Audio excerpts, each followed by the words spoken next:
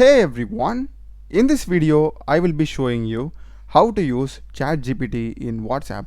So this is absolutely free and it can be done for both Android as well as iPhone users. So let's get started. So the first step is you must save this particular number that I am showing on the screen in your contacts.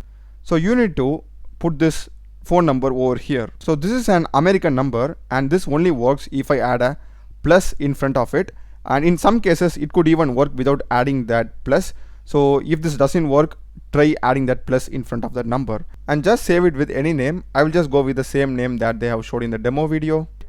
Once you're done with that, you can just click on done. Now just go to your WhatsApp. You're having the search at the top. Search for chat. You'll be having this 1-800 ChatGPT at the top. Click that. And here you can see we will be getting the official ChatGPT account with a verified blue mark.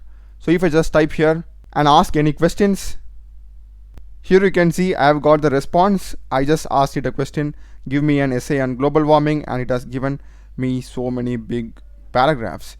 So this is how we use in WhatsApp, guys. Really amazing feature from OpenAI. Big thanks to them, and do check the playlist of my channel. I've done a lot of videos in programming and AI tools. Subscribe me. Thanks for watching.